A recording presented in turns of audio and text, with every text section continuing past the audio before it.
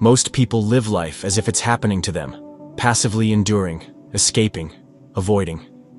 But what if you were told that the true path to greatness is not to resist life's chaos, but to embrace it fully, fiercely, and without apology? Friedrich Nietzsche didn't offer comfort. He offered fire. He didn't believe in shielding people from suffering. He believed in teaching them how to walk straight through it. With their heads held high at the heart of his philosophy is a single, terrifying, liberating idea. The affirmation of life, not just accepting it, not just surviving it, but affirming every moment of it, even the darkest ones. This is not for the faint-hearted. This is a psychological revolution. This is the formula for greatness. Nietzsche called it amor fati, the love of one's fate to say yes, not only to the joys of life, but to its pain, its absurdity, its brutal indifference. Think about that. Can you love the heartbreak, the failures, the betrayals, the nights spent on the floor with tears in your eyes? Most people run from these things. Nietzsche believed the truly great are those who stare them in the face and say, "This too is mine, and I choose it," because when you affirm everything, when you stop rejecting your story, you take back your power. You're no longer a victim of the world. You become its sculptor. This mindset isn't a self-help cliché. It's a complete rewiring of your perception. To affirm life means you stop wishing things were different. You stop editing the past in your mind, hoping for a cleaner version of yourself. You stop negotiating with reality, and in doing so, you step into something most people never touch. Radical self-possession. You no longer need things to go your way in order to feel powerful. You are powerful because you've accepted the totality of your existence. Nietzsche believed the measure of a person's strength isn't in how they act when things go well. It's how they respond to suffering. Do they hide? Do they blame? Do they break? Or do they use the pain as raw material to create something greater? He once said, "He who has a why to live can bear almost any." How that's not just poetic, it's psychological truth. If you find meaning in your suffering, it no longer owns you. It becomes part of your power. Most people ask life to be easier. Nietzsche dared you to become stronger. This is what separates the masses from the exceptional. The masses wait for happiness to arrive. The exceptional decide to affirm life on its terms, not theirs. They don't just endure hardship. They metabolize it. They don't flee discomfort. They sit in it until it reveals its gift. And yes, there is always a gift. Even the betrayal that shattered your trust, even the illness that stole your time, even the failure that made you question your worth. Nietzsche teaches us that nothing is wasted unless we refuse to learn from it. In a world obsessed with avoiding pain, Nietzsche invites you to face it. Because pain is the furnace that forges the soul. There's no greatness without it. Not in art, not in leadership, not in love. Every person who has ever touched something immortal has done so, with scarred hands. The question isn't, how do I avoid pain? The question is, what kind of person will I become because of it? But Nietzsche went further. He asked the most brutal question of all. If you had to live your life over and over again, exactly as it is with all its joy and all its suffering, would you say yes? Would you affirm it? Not just tolerate it, but embrace it. This is the test of the eternal recurrence. Imagine living your exact life down to every detail on repeat for eternity.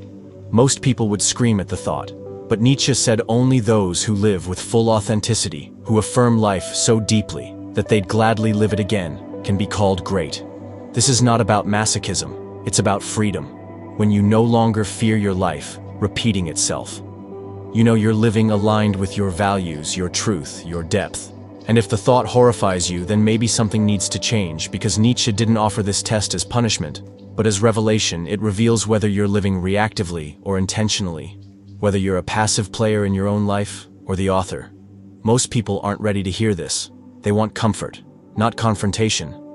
But you're here because you're different. You don't want a shallow life padded with distractions.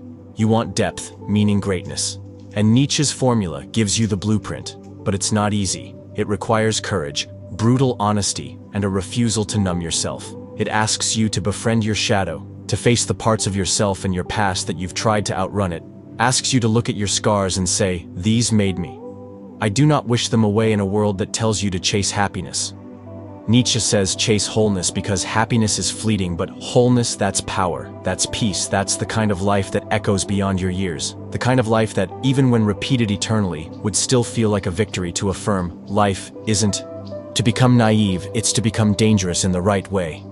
It's the sharp-eyed clarity of someone who has stared into the abyss and didn't flinch. Someone who has watched their identity burn to the ground and realized, I am still here. Nietzsche didn't admire the polished or the perfect. He admired the raw, the battle-hardened, the individual who forged meaning from ashes. And this is where real greatness begins.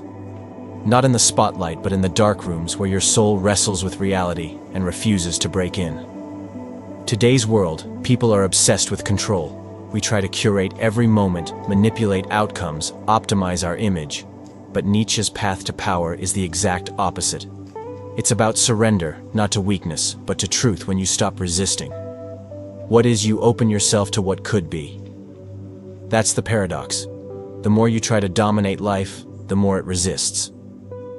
But when you affirm it, even in its chaos, you become one with it. You stop swimming upstream. You become the river.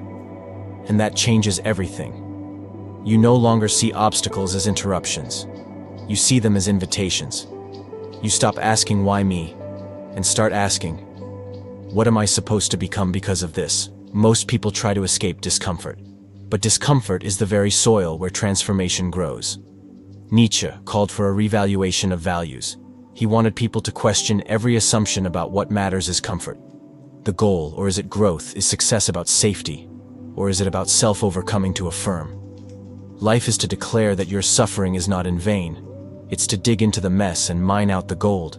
It's to accept that nothing is guaranteed. Not love, not happiness, not even tomorrow, and still choose to live fiercely, honestly, and fully. Nietzsche wasn't trying to make you happy. He was trying to make you powerful. Not in the way the world defines power, but in the way that only you can define for yourself. You see, when you affirm life, you stop being easy to manipulate.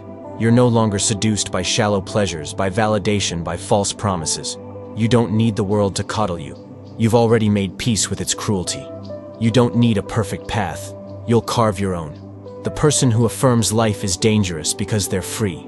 Free from regret. Free from illusion. Free from fear. And this is where greatness quietly emerges.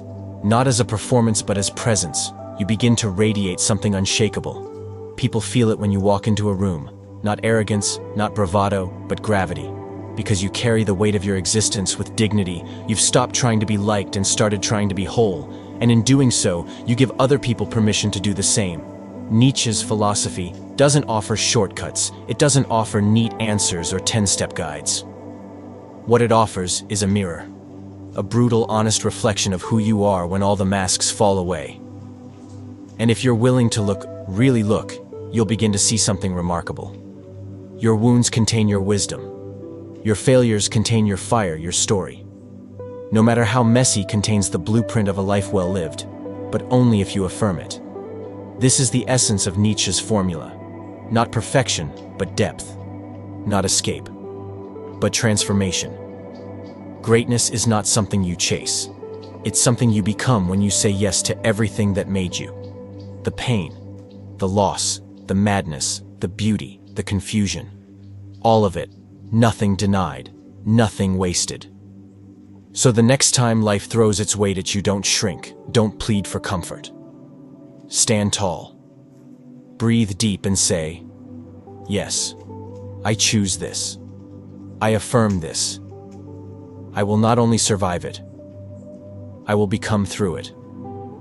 Because when you learn to love your fate, nothing can break you. You've already claimed it all. And that's when the world begins to move differently around you.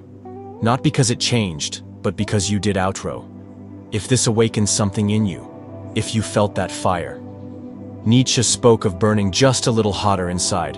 You're not alone. This channel is for people like you. People who aren't satisfied with surface-level answers. People who want depth, power, freedom. So if you haven't already, hit that subscribe button.